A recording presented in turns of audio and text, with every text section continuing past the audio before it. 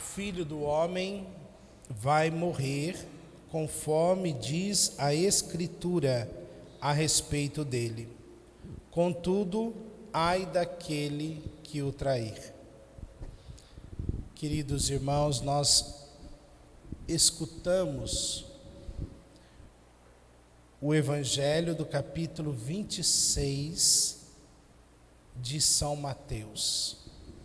Jesus está aqui no contexto da última ceia. E aqui já mostra para nós duas coisas. Primeiro, o propósito de Judas de trair Jesus. Não foi um incidente, não foi uma pressão. Judas planejou trair Jesus.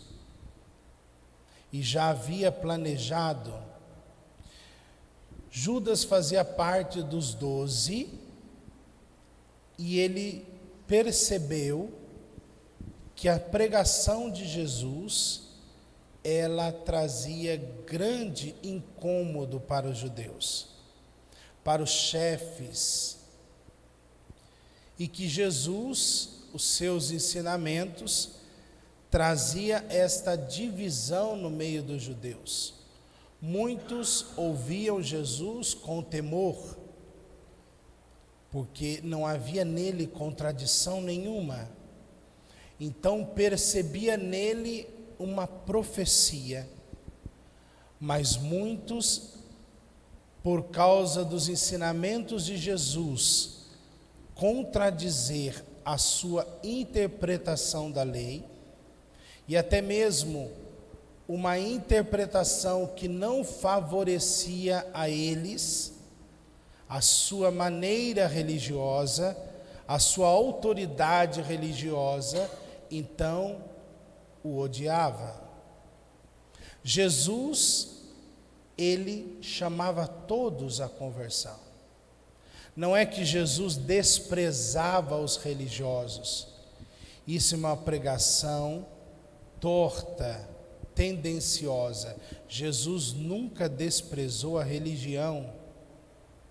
Na verdade, alguma parte dos religiosos, até mesmo por um zelo distorcido e errado da lei, da religião, não conseguiram entender o central da lei, não conseguiram entender a libertação da lei, e por isso se fecharam diante do novo. Como para muitas pessoas, o novo é difícil, o novo é estranho, o novo parece querer destruir a tradição. Então esses homens, por zelo extremo da própria religião, da própria tradição, se colocaram como grandes opositores a Jesus, com medo de um revolucionário colocar a perder tudo aquilo que foi construído, aquela cultura religiosa do seu povo, mudando os costumes. Mas nós sabemos que Jesus, ele não veio para destruir a lei, mas ele veio para trazer a ela o verdadeiro sentido, a verdadeira eficácia, e ele mesmo cumpre a lei pela sua vida, pela sua obediência a Deus. Então, meus irmãos, aqueles homens odiavam Jesus na sua maneira de ensinar, na sua maneira de ser mestre, na sua maneira de trazer pessoas.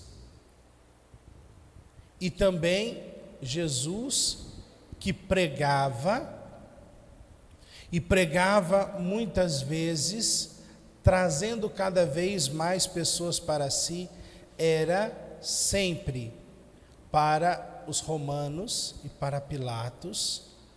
Ele era uma incógnita. Será que Jesus era um revolucionário? Então eles olhavam, mas não podiam fazer nada contra Jesus, porque Jesus em nada havia de desobediência ao poder civil. Jesus não provocava brigas, Jesus não provocava confusões. Jesus trazia conversão, Jesus trazia transformação de vida. Era esta a revolução que Jesus estava trazendo. Então, um dos discípulos, Judas, se une àqueles que aos poucos foi se tornando inimigo da palavra de Jesus. E pensamos, meus irmãos, por que Judas se afasta? Por que Judas se une aos inimigos de Jesus? E isso na barba de Jesus, diante de Jesus. Talvez o seu coração começou também a se decepcionar com Jesus. Começou a também se distanciar de Jesus. Talvez algumas palavras de Jesus também mexeram com Judas, e Judas, mesmo no meio dos 12, se tornou um discípulo camuflado. Alguém que finge que está gostando, mas não está aceitando o que Jesus está fazendo. E essa decepção, ao invés de fazê-lo olhar para si e mudar as suas convicções, olhar para si e buscar uma mudança diante dessa palavra de Jesus, não. Ele foi se auto-justificando,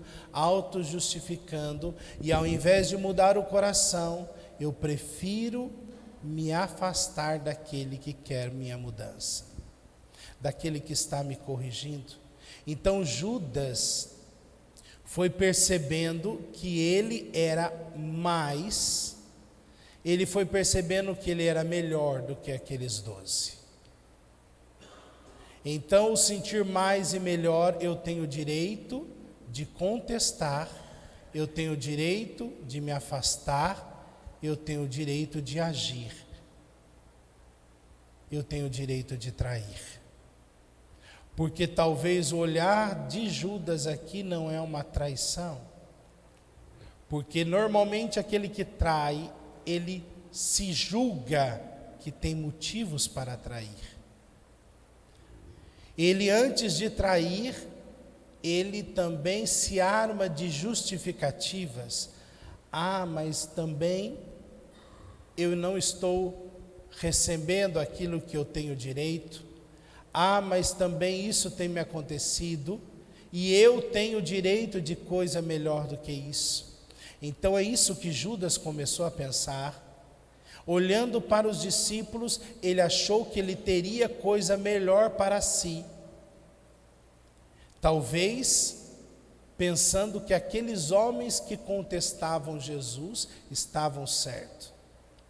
E quando a gente está errado, meu irmão, minha irmã, quando a gente quer fazer alguma coisa errada, a gente não vai se juntar com as pessoas que a gente sabe que vai nos corrigir e nos alertar. A gente vai procurar o grupo dos piores para reforçar a nossa ideia. Quando a gente está mudando de pensamento, a gente muda de companhia, para que aquelas companhias nos incentive no nosso erro.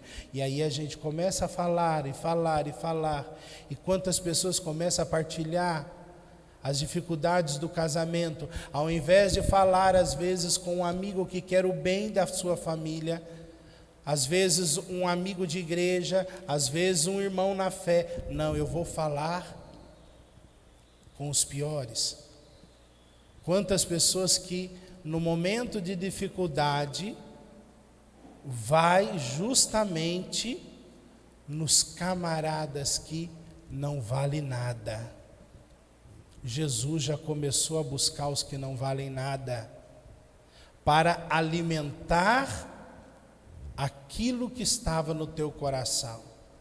Então, alimentando dessas falsas convicções, Judas conseguia novamente se aproximar dos 12 com o coração dissimulado. O impressionante, meus irmãos, é nós olharmos que Jesus sabia de tudo isso já. Ele não conseguia enganar Jesus. Jesus sabia a dissimulação de Judas. Jesus já sabia que Judas estava ali não mais por causa das suas palavras, não mais pelos seus ensinamentos, mas ele estava ali por um interesse de querer ver o que ele podia ganhar com Jesus. Uma fé totalmente superficial, uma prática ali simplesmente para promover a si mesmo. Então, Jesus ali não tinha significado nenhum para ele. Tanto que quando ele se aproxima para vender Jesus, ele mesmo não dá o preço de Jesus, porque Jesus já perdeu o valor para ele. Então ele se aproxima daqueles homens que são inimigos de Jesus e diz: quanto vocês me pagam se eu entregar Jesus? A amizade dele com Jesus tem preço. Tem preço. E o que eles pagam para Jesus? Eles pagam para Jesus o salário de um escravo. Foi o que Jesus se tornou para o seu amigo. Um escravo que eu posso manipular e ao mesmo tempo usar, vender e tirar proveito dele. Mesmo assim, meus irmãos, Jesus amou os 12 até o fim e fez questão de sentar na mesa com Judas, fez questão de lavar os pés de Judas. Como é difícil quando a gente sabe que tem alguém que nos odeia, a gente ir lá e ter que cumprimentar essa pessoa. Quando a gente sabe que alguém não gosta de nós e que está fazendo o mal por nós nas costas, a gente chegar e dar um sorriso para essa pessoa. Só Deus sabe como é difícil isso. Jesus sabia o que Judas estava fazendo e que Judas queria a morte dele. Jesus ceia com ele, Jesus abaixa os pés dele e lava os pés dele. Quem lava os pés é um escravo. Quem lava os pés nunca é um patrão, é o escravo. Então, Jesus, lavando os pés de Judas, está mostrando para ele: eu sou um escravo para ti? Sim, eu aceito ser teu escravo, mas não para condenar você, mas para te lavar da sua maldade, para te curar. Mesmo assim, o coração de Judas aceita e olha para Jesus de cima para baixo, ainda com mais desprezo. Dissimulado, Jesus ainda pergunta na ceia: um de vós vai me trair? Todos se questionam, porque, meus irmãos, todos nós podemos trair Jesus. Aquele que acha que é santo é um dissimulado. Todos nós temos capacidade de trair Jesus. O único que não falou nada e falou por último foi Judas. Porque ele não importava em olhar para o coração. Ele estava só com medo de ser desmascarado.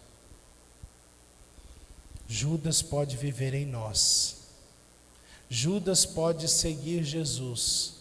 Judas pode comungar a Eucaristia. Judas pode receber a confissão. Judas pode seguir Jesus. Mas o seu coração já trocou Jesus pelas coisas do mundo. Peçamos ao Senhor a graça de reconhecer o que é ser amigo de Cristo. O que é ser amigo de Cristo? E qual é o valor que Jesus tem para cada um de nós?